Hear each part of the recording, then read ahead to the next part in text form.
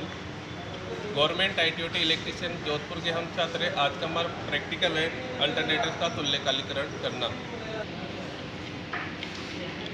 Alternators का तुल्यकालीकरण करना, दो या दो से अधिक अल्टरनेटर्स को समांतर क्रम में पूर्ण समन्वय के साथ संयोजित करना उसका तुल्यकालीकरण कहलाता है। तुल्यकालीकरण करने के लिए आवश्यक मुख्य शर्तें हैं। इनकमिंग मशीन का टर्मिनल वोल्टेज रनिंग मशीन के टर्मिनल वोल्टेज के बराबर बिल्कुल होना चाहिए। दोनों अल्टरनेटर्स की फ्रीक्वेंसी समान होनी चाहिए। इनकमिंग मशीन का फेज क्रम रनिंग मशीन के फेज क्रम के समान होना चाहिए। दोनों अल्टरनेटर्स का फेज कोण समान होना चाहिए। तुल्यकालीकरण करने के मुख्य लाभ।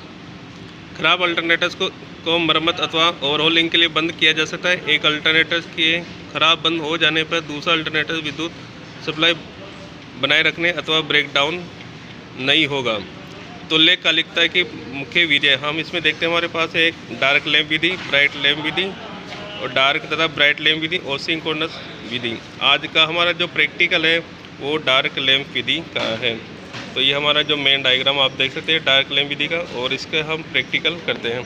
तो इसमें हमारे पास एक तो रनिंग सप्लाई के लिए 3 फेस रनिंग सप्लाई है हमारे पास, और इनकमिंग सप्लाई के लिए हमारे पास ये है, और ये हमारे पास प्रॉपर 3 फेस सप्लाई है। हमारे जो शर्तें हैं जो दी हुई है पूर्ण कर रखी है हमने। इसका फेज क्रम हमारे पास समान है, फ्रीक्वेंसी सबकी समान है, और जो फेज कोण है वो भी बिल्कुल समान है।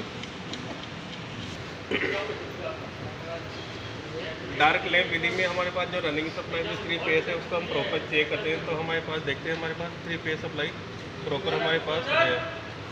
ये हमारी रनिंग सप्लाई का है डार्क लैंप विधि के अंदर। इसको हम सीरीज टेस्ट लेंस से हम चेक करते हैं,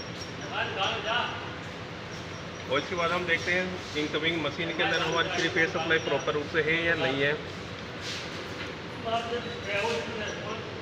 तो इसके अंदर हम देखते हैं हमारे तीनों के फेज क्रम से हमारी 3 फेस सप्लाई हमारे प्रॉपर रूप से हमारी दी हुई है।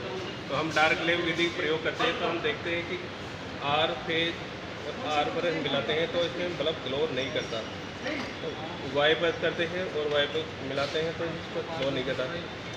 रेड पर इसको करते हैं हम तो ग्लो नहीं करता। तो इसका मतलब होता है समान फेज होने पर डार्क लैंप विधि बल्ब ग्लो नहीं करेगा, और जैसे हम असमान करते हैं तो बल्ब इसके अंदर ग्लो हो जाता है।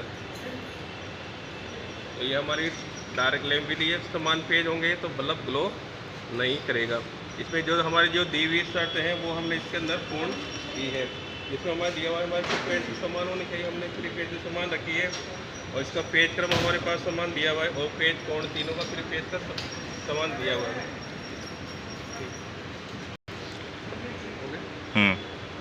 इसमें देखते हैं हमारा जब पेज क्रम हम जब चेंज करते हैं तो इसमें बल्ब आपस में क्या ग्लो नहीं करते।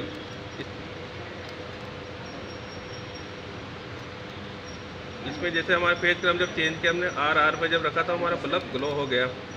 जब वाई पर रखा तो बल्ब हमारा ग्लो हो रहा है, और रेड पर हमने जब रखा तो बल्ब ग्लो नहीं रहा। तो इसके अंदर हम देखते हैं ब्लू पर पेज क्रम हमारा जब चेंज हुआ है तो ये हमारा ये डार्क लैंप विधि नहीं होगी। डार्क लैंप विधि के अंदर आर पर रखने पर बल्ब ग्लो नहीं होना चाहिए।